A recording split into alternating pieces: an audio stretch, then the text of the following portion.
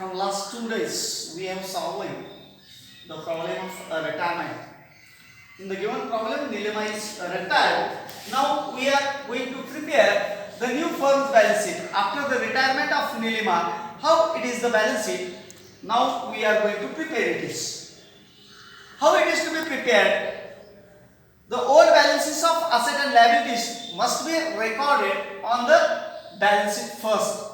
पहिल्यांदा तुम्ही काय करा, जुन्या बॅलन्स शीट मध्ये प्रॉब्लेम मध्ये जी काय बॅलन्स शीट दिलेली असेल त्या बॅलन्स शीट मध्ये असेट आणि लायबिलिटीचे जे काय बॅलन्स शीट असतील ते आपल्याला नोंदवायचे. मात्र हे नोंदवत असताना अनडिस्ट्रीब्युटेड बॅलन्स म्हणजे जनरल रिझर्व्ह फंड असा जो बॅलन्स होता तो बॅलन्स आपण काय केलेला आहे, डिस्ट्रीब्यूट केलेला आहे. तो सोडून इतर जे काय असतील त्या आयटम असेटचे किंवा लायबिलिटीचे ते आयटम आपल्याला नोंदवायचे आहेत. आता दिलेल्या बॅलन्स शीट मध्ये पहिला आयटम आहे कॅश आणि याच्यावर कोणतीही ऍडजस्टमेंट नाही आहे, त्यामुळे आपण डायरेक्ट ते आउटर लिहूया 40,800. त्यानंतर सेकंड आयटम आहे डेटर्स. याच्यावर मात्र ऍडजस्टमेंट आहे, ऑलरेडी काढायला सांगितला होता. आपण पहिल्या या प्रॉब्लेमच्या पहिल्या व्हिडिओ लेक्चर मध्ये पाहिलं होतं पहा, adjustment value, balance sheet value आणि द डिफरन्स ते काढलेलं होतं. त्यानुसार आपल्याला हे सोडवायचं आहे. डेटर्स आहेत 25,000. त्याच्यावर ऍडजस्टमेंट आहे, आपण नंतर जरा ऍडजस्टमेंट करू. त्यानंतर स्टॉकवर पण ऍडजस्टमेंट आहे, त्यामुळे स्टॉकची व्हॅल्यू आपण इनरला घ्यायला पाहिजे 42,600, 42,600. त्यानंतर मशिनरी आहे,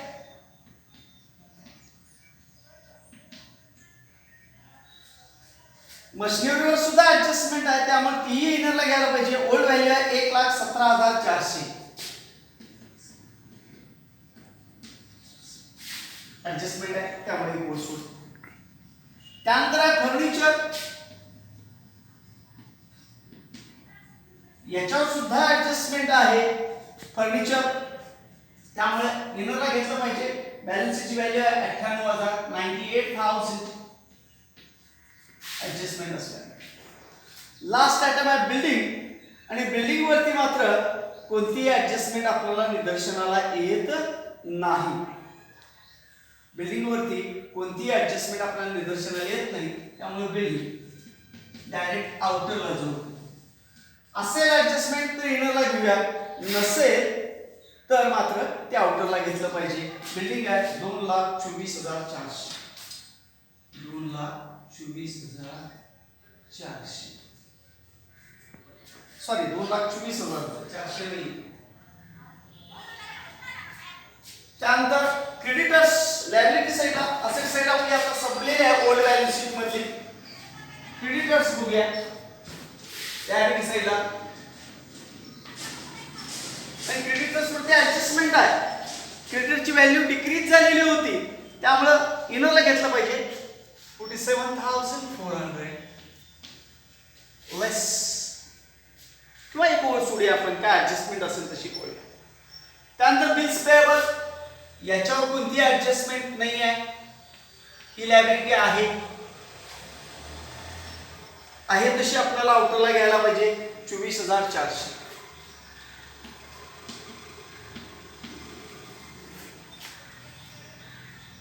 त्यानंतर रिझर्व्ह फंड हा आपण वाटून दिलाय पार्टनर्स मध्ये, त्यामुळे हा घ्यायचा नाही आहे. त्यानंतर कॅपिटल अकाउंट्स,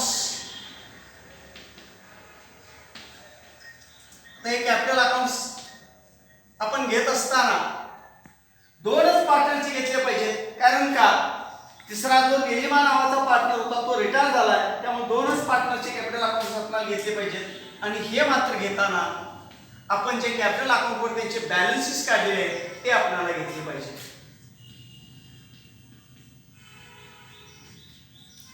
सुनीताचा आपण काढला होता बघा, काल बॅलन्स आला होता 1,87,360, 1,87,360. आणि सुरेखाचा काढलेला होता आपण 1,89,360. आता निलिमास लोन अकाउंट,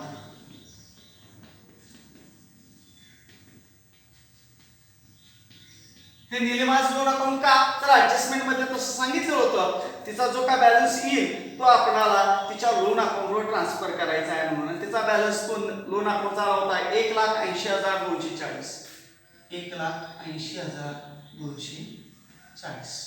आता काय काय ऍडजस्टमेंट होते आपण असेट बी रिव्हॅल्यूड ॲज अंडर स्टॉक 42,000 म्हणजे स्टॉकची किंमत 42,000 करायला सांगितलेली आहे म्हणजे स्टॉक मध्ये आपल्याला 600 रुपये घट झालेली दिसते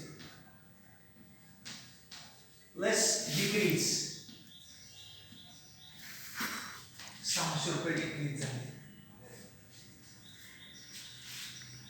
त्यानंतर मशिनरी 1,16,000 करायला झाल्या म्हणून किंमत सांगितलेली आहे 1,16,000 आउटरला यायला पाहिजे 1,17 मधनं किती गेल्यानंतर 1,16 1,400 1,400 हे बघा केले लेस डिक्रीज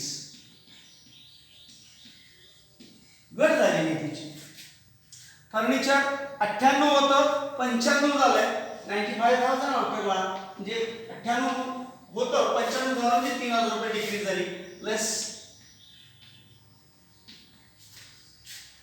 हे आपण परवा दिवशीच्या व्हिडिओ लेक्चर मध्ये काढलेले हे बॅलन्स शीट जे काढलेले ते मायनस होणारी अमाउंट आहे की आपण परवा दिवशीच्या व्हिडिओ लेक्चर मध्ये adjustment value balance sheet value and difference आपण काढलेला होता लॉस प्रॉफिटच्या बाबतीत लेस तिथं चिन्ह लिहिलं होतं बघा त्याला त्यामुळे ते लेस झालेलं आहे त्यानंतर डेटर्स वरती आरडीडी काढायला सांगितलेलं आहे लेस आरडीडी हे सुद्धा काढलेलं होतं ॲट द रेट ऑफ 5% 5% काढायचं आहे 25,000च्या 5% 1,250 होतो ही मात्र आपल्याला ही व्हॅल्यू काढायची आहे ती आपण परवा दिवशी व्हिडिओ लेक्चर मध्ये काढलेली होती तिची वजाबाकी पूर्ण आउटरला गेली 50 अच्छा 1 3 म्हणजे 7 अच्छा 1 2 3 23,750 डेटची व्हॅल्यू त्यानंतर an item of rupees 7,210 from creditors is no longer म्हणजे क्रेडिटर्स मध्ये आपल्याला व्हॅल्यू मध्ये डिक्रीज झालेला आहे लेस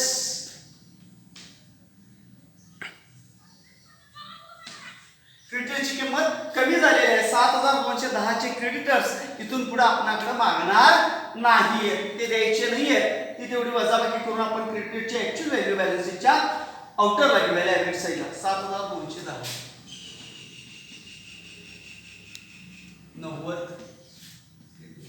3 40,190 ह्या सर्व व्हॅल्यू आपण परवाच्या व्हिडिओ लेक्चर मध्ये काढलेल्या होत्या त्या सगळ्या आपल्याला इथे घ्यायच्या आहेत त्यानंतर आता राहिल्या आयटम 4 नंबरची ऍडजस्टमेंट आहे ती goodwill of the firm be valued at ₹80,000 80,000 करायला सांगितले आहे आणि त्या गुडविलचं पुन्हा काय करायचं ते सांगितलेलं नाही आपण गुडविल ओल्ड पार्टनरला वाटून दिली होती पुढे त्याच्या पुढे कोणतीही ऍडजस्टमेंट सांगितली नाही याचा अर्थ रिटर्न इनटू बिझनेस झाली म्हणून गुडविल आपल्याला बॅलन्स शीटला दाखवायला लागेल 80,000 रुपये आता आपले सर्व गोष्टी पूर्ण झालेल्या आहेत पुन्हा एकदा चेक करा कोणता आयटम इनरला राहिलाय का तर कॅपिटलचा राहिलाय का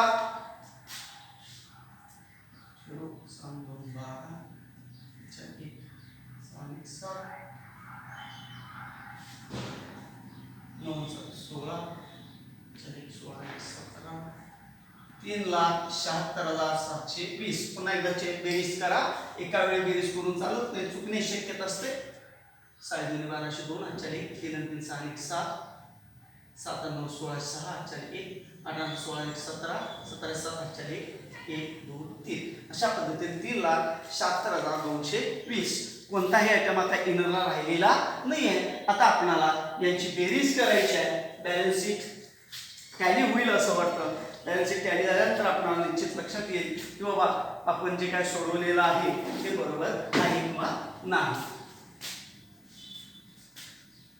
0 4 9 6 6 9 15 अच्छा 1 2 आणि 3 3 आणि 7 10 10 4 14 आणि 15 चला 1 7 7 आणि 4 11 11 आणि 4 15 अच्छा 1 8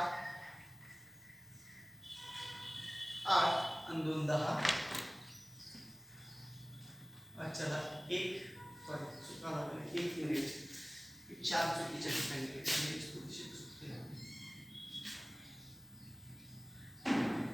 एका खाली 1 अंक आले तर आपलं बरोबर येण्याची शक्यता असते 0 9 7 1505 चला 1 3 आणि 7 10 10 14 1 15 1505 चला 1 7 7 आणि 4 11